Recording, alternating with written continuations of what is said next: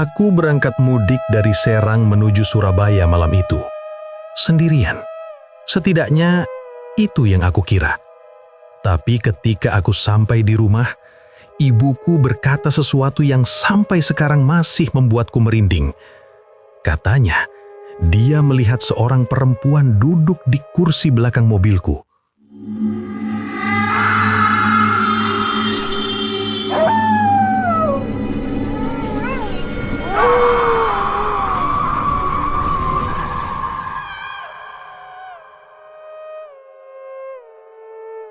Malam itu, aku memutuskan untuk mudik dari Serang menuju Surabaya.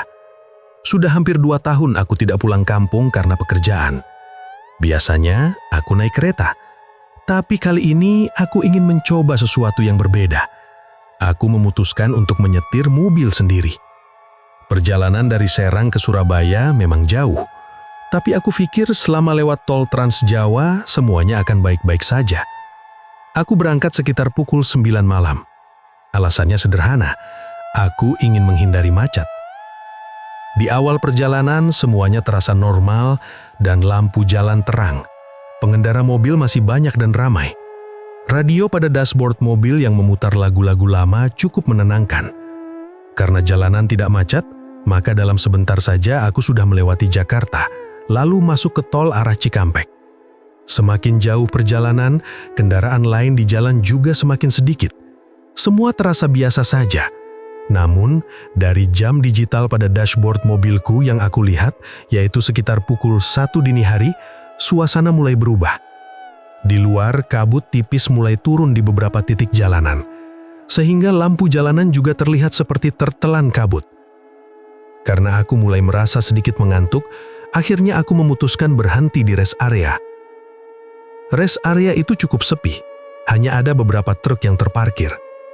Lalu aku turun dari mobil untuk membeli kopi di sebuah minimarket, kemudian duduk sebentar di dalam mobil. Saat itu aku sempat melihat seorang bapak tua berdiri di dekat toilet. Dia hanya berdiri diam, tidak bergerak. Awalnya aku tidak terlalu memperhatikan, tetapi setelah beberapa menit, aku baru sadar bahwa ada sesuatu yang aneh. Bapak tua itu tidak bergerak sama sekali, bahkan posisinya tidak berubah sedikit pun. Aku mulai merasa tidak nyaman dengan keadaan itu, dan aku pun langsung menyalakan mobil untuk melanjutkan perjalanan. Jam pada dashboard sudah menunjukkan pukul 2:15 saat kulirik. Kini aku sudah kembali memasuki tol. Sama seperti tadi, bahkan kini jalanan sudah semakin sepi. Hanya sesekali ada truk yang melintas pada arah sebaliknya. Sinyal radio sudah mulai tidak stabil, sehingga menimbulkan suara tidak jelas atau suara seperti gangguan sinyal. Kemudian aku mencoba untuk mengganti channelnya, tapi semua channel hanya mengeluarkan suara statis, dan aku memilih mematikannya. Sekarang suasana di dalam mobil menjadi sangat sunyi, hanya suara mesin mobil yang menderu membelah angin malam yang dingin beku.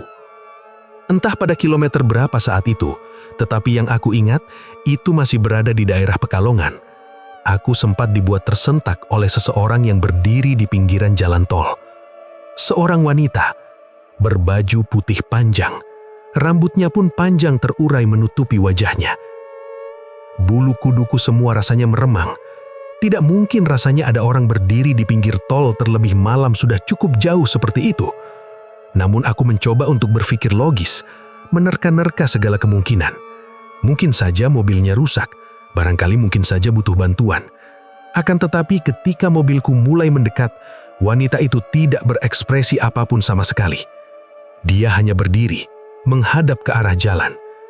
Saat mobilku melewatinya, aku sempat melirik lewat kaca spion. Dan saat itulah aku melihat sesuatu yang justru membuat darahku terasa dingin. Wanita itu tidak memiliki wajah. Di balik rambutnya yang tersingkap oleh terpaan angin itu terbuka.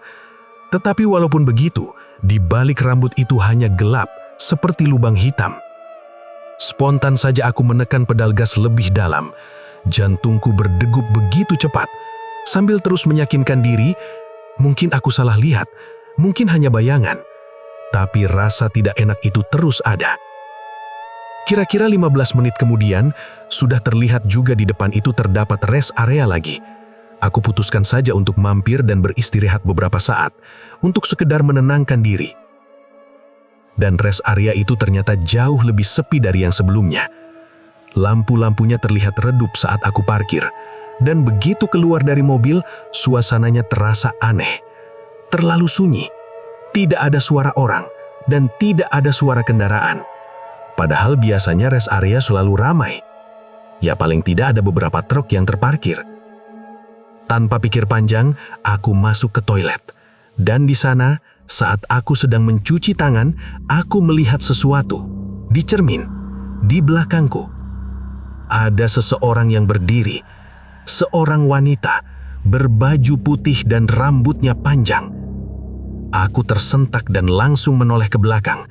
Tidak ada siapa-siapa. Aku kembali membalikan wajahku ke arah cermin, dan kali ini wanita itu benar-benar berdiri sangat dekat di belakangku. Wajahnya masih tertutup rambut. Aku langsung berbalik. Lagi-lagi, tidak ada siapa-siapa. Detak jantungku terasa hampir berhenti. Aku keluar dari toilet secepat mungkin, masuk ke dalam mobil, dan langsung pergi dari rest area itu. Sekarang perasaanku sudah benar-benar tidak tenang. Aku terus menyetir tanpa berhenti. Langit mulai sedikit terang. Saat aku lihat papan penunjuk jalan, Surabaya masih sekitar 3 jam lagi. Aku mencoba menenangkan diri. Mungkin aku hanya lelah, atau mungkin otakku mulai berhalusinasi. Tapi kemudian, secara tidak sengaja mataku melirik kaca spion. Aku melihat sesuatu di kursi belakang.